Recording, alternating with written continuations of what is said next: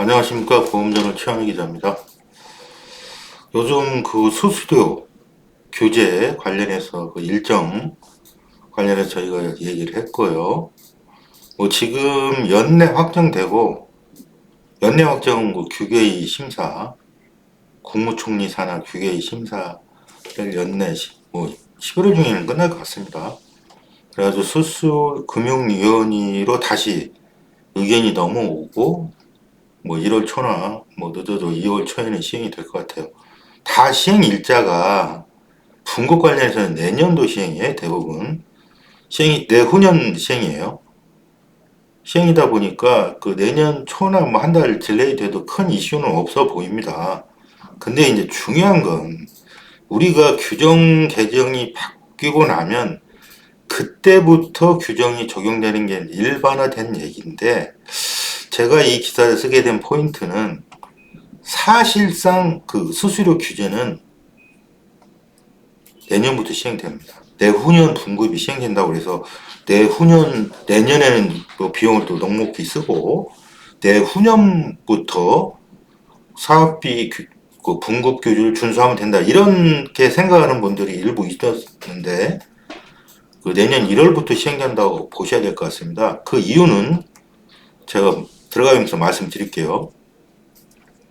금융당국이 수수료 시책 규제 강화를 사실상 1년 앞당긴다. 분급 시행은 2027년 4년 분급부터 이때 시행되는 거죠, 사실은. 그리고 2년 있다가 5월로 7년 분급이 시행되는 구조인데, 금융당국이 한 가지 먼저 제시한 게 있습니다. 최적사업비 초과집행체제. 이게 1년 전 2006년 1월부터 시행 계획이에요. 그 적자는 최자가 빠진 겁니다. 이건 제가 만든 내용이 아니고 한국금융연구원 자료에서 오타가 있는 부분을 말씀드리는 겁니다. 이게 제가 이 편을 만든 게 아니다 보니까 최자가 빠졌다고. 이게 이제 문제는 2027년 1월에 그 분급으로 인한 그 수수료 규제, 선지급 수수료가 한 37%까지 낮아진다고 했죠. 뭐 4년 분급은 한 27% 정도 떨어진다고 하는데, 만약에 이렇게 된다고 치면 그 선지급 수수료의 그 낙폭이 선지급에 대한 제한은 없어도 수수료 총량 제한은 있다 이거죠. 최적사업비 내라는 한도를 규제하겠다. 이거 지금 이 취지가 나온 이유는 2023년 1월부터 시행되는 IFRS 적용 이후 선지급에 대한 사업비 분급 기간이 늘어나면서 사업비 부담이 없다 보니까 금융감독원 입장에서 보면 사실 돈을 많이 썼더라고요. 한 그 금액이 뭐 4조 원 이상 더 썼다고 저번에 저희가 기사로 낸 적도 있는데, 있다 보니까 이 최적사업비 초과집행 여부를 보겠다고 하는 게, 그러면 34-32조의 최적사업비의 정의는 뭐냐? 최적이라 왜 뭐 신격비라 이게 쓰면 되는데, 이게 이제 그 업계에 CFO나 상품 쪽의 의견을 물어보니까 최적사업비는 사업비 기초 서류상에 명기된 뭐 신계약비로 보는 게 타당하다고 봅니다. 타당하다고 보고 있어요. 그게 결국은 이제 우리가 말하는 표준 신계약비 범위입니다. 물론 여기에 이제 IFRS 17으로 인해서 사업비 분류 체계가 달라지면서 조금 표준 신계약 플러스 알파가 있을지언정 그 언저리로 여겨지면 될 것 같습니다. 이게 최적사업비라는 정의를 명확하게 내리는 내 책이 어디에도 없어요. 그냥 최적 사업비. 그러니까 근데 이제 일반적으로 이걸 사업비를 주는 쪽 보험사 입장에서는 상품 기초 서류상의 신계약비로 해석하고 있다. 그럼 결국 이제 주는 쪽 입장에서 돈을 주는 쪽 입장이니까 신계약비로 보시는 게 타당하다. 이렇게 보면 될 것 같아요. 요거를 내년 1월부터 내후년 1월부터 시행되는 분급이 아니라 1년 전인 2026년 1월부터 야 너 보험사들 니들 제대로 돈을 주고 있는지 모니터링 해가지고 뭐 기준도 만들고 규정을 또 만들어야 돼. 이거를 수시로 모니터링 하겠다는 게 금감원 입장이. 이렇게 뭐 서슬퍼르게 모니터링 하면 이제 금융 보험사들이 이거 돈을 쓸 수 있겠어요? 뭐 그 안에서 놀겠죠. 이게 총량을 좀 준다고 봐야 돼요. 내후년부터 주는 게 아니라 내년부터. 물론 운영의 묘가 필요한 부분이 존재합니다. 1200% 노율 시행처럼 2006년 1월과 2007년 1월 사이에 운영의 묘가 필요하다는 거예요. 내용 읽어볼게요. 구체적으로 이 4단계로 정리되어 있어요. 잘 되어 있습니다.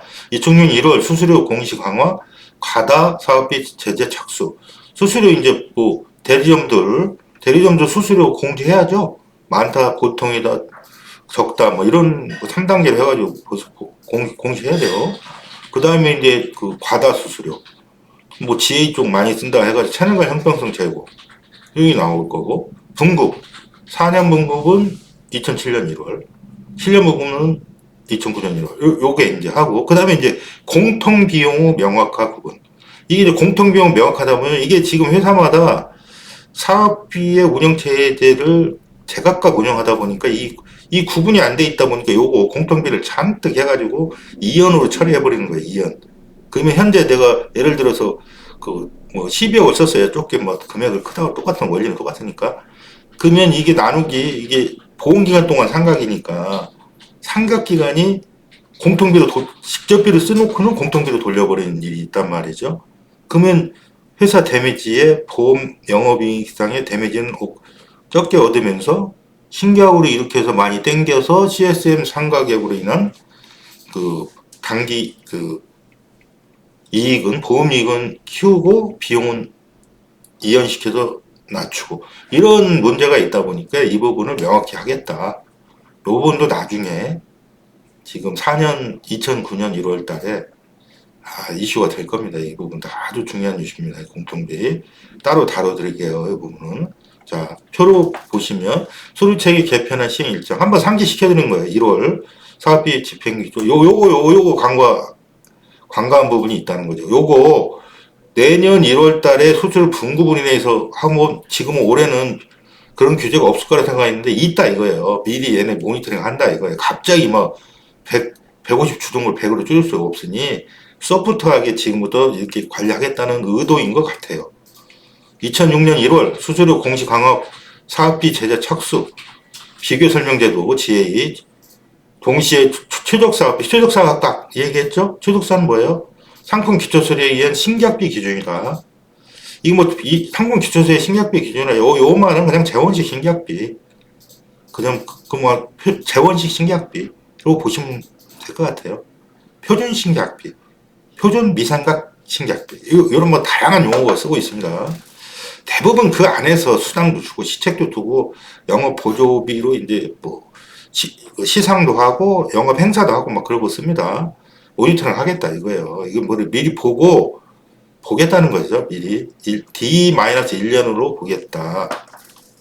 그리고 또 이제 이것과 더불어 지금 뭐 차익거래 방지 이거를 정기간 확대하겠다는 겁니다. 이게 어차피 분급이 시행되면 차익거래가 발생할 수가 없어요. 근데 이제 이 부분을 연결해가지고 뭐 보겠다. 불규칙 바운드로 이게 이 연 단위로 관리다 하다 보니 일시적으로 이런 행위를 할 때가 있어요. 근데 그 원천적으로 차단해 버리는 거죠. 네? 일석인조차 차익 거래를 할 수 없게끔 만들어 버리는 거죠. 특히 저축성 이미 하고 있어요. 보장성도 하겠다는 겁니다. 2006년 7월 이거 그 GA업계는 이거 내년 2007년 1월 분급과 같이 시행을 하기를 희망하고 있어요. 요거 알죠? 무슨 말인데 이거 지금 이게 전속 채널과 전속 설계사와 지금 GA 법인을 하고 있어요. 근데 이제 GA 쪽 법인 소속 설계사까지 못하도록 하겠다. 설계사 법인 단위는 2001년부터 시행하고 있습니다. 이게 지금 다 이제 표준화와 GA가 비용 경쟁력 격차가 벌어지는 부분을 줄이겠다 이거죠. 사실은 본질은 그겁니다. 이에 따라 이제 고시책 중심의 경쟁은 줄고, 뭐 고시책이 완전히 줄지는 않을 거고 시책 비율 분명히 줍니다. 근데 준다는 건 100% 말씀드릴 수 있어요. 시책비 줍니다. 그 다음에 그러면서 이게 이제 약간 운영의 묘가 여기도 아까 처음에 그랬죠. 운영의 묘, 상품별 조직별 약간 운영의 묘가 있을 겁니다. 정률법이 많이 사라지고 생산성 연계, 시책이 많이 생길 겁니다. 생산성 연계 시책. 자, 그리고 내년 2007년 1월, 내후년 1월, 4년 분급. 이때 이제 본격적으로 이제 분급의 시초가 되는 거죠. 2년 분급했던 걸 지금 2007년 1월부터 4년 분급을 해가지고 분급 기간이 하면 이게 지금 이렇게 되게 되면 근본적으로 이제 이게 사업비가 분급되면은 초기에 대한 락전율이 떨어지면서 낙전율과 그 선지급률이 떨어지면서 CSM은 조금 늘 거예요. 이 구조를 반영하면. 근데 CSM 구조가 는 만큼 그 선지급이 그 요인력이 셌던 만큼 CSM 증가로 이어질지는 뭐 아직 가봐야 알 것 같아요. 선지급이 죽으면 신기하게 좀 죽거든요. 일반적으로. 그 다음에 어쨌든 이제 GA 쪽으로 이게 신규 배수, CSM 신규 배수가 되게 좀 낮다는 부분은 많이 좀 좋아질 것 같아요. 네. 분급이 늘어나면 플러스 요소가 있거든요. 어쨌든 CSM 배수 차이는 채널 간 좀 약간 좁혀질 것 같습니다. 그 다음에 2009년 1월 7년 분급 전면 시행한다는 거죠. 이제 37% 현역급 떨어지고 나중에 18%더 주는 거죠. 분급기가 완료될 때.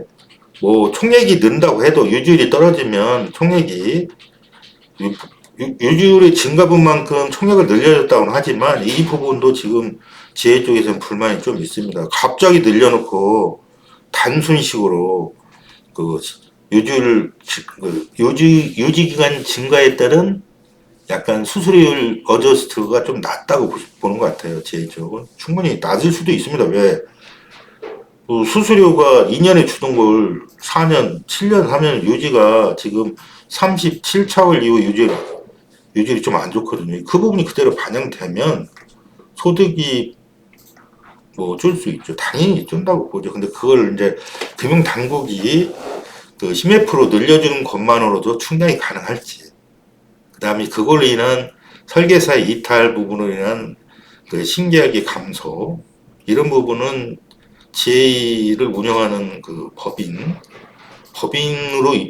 GA 입장에서는 충분히 그 이슈를 삼을 만합니다. 충분히. 일단 그 금융당국도 뭐 가만히 있지는 않겠죠. 본인들이 가정한 유주리 전제가 무너진다면 일단 뭐 소득은 저 하방 경직성이 있기 때문에 소득 100만 원, 200만 원 받은 게 만약에 150으로 떨어진다 그러면 근데 조직이 이탈 변수가 뭐 크니까 그 부분도 이제 뭐 금융당국도 자기들도 모니터링 하면서 그 유지 관리 수수료의 그 율은 약간 변동성이 있다고 보여집니다. 시장은 그렇게 하지만 일단 지켜볼 일이고요. 지금 현재 GA 쪽에서는 2006년 7월로 시행된 1200 룰의 2007년 1월 시행, 그 다음에 4년 분급으로 인한 유지관리 수수료에 1.2짜리 유지관리 수수료를 1.5 정도로 올려달라는 주장을 하고 있습니다. 뭐 지금 경험해보지 못한 2년 분급에 4년 분급에 대한 그 리스크가 뭐 소득을 직접적으로 유지율 영향으로 받는 제 입장에서는 충분히 주장할 수 있는 여지가 있다고 보여지고요. 어쨌든 내년도가 마지막으로 사업비를 조금 여유롭게 쓸 수 있고 내후년부터 통계 받을 수 있다고 생각했던 업계의 그 생각이 조금 잘못됐다. 보험사는 내년부터 최적 사업비 초과여부를 보험사별로 금융사가 하는 게 아니죠. 금융당국이 최적 사업비 보험사에 초과여부를 현미경으로 단속한다고 하니까 이거 뭐 임원들 뭐 제재까지 생각하나 봐요.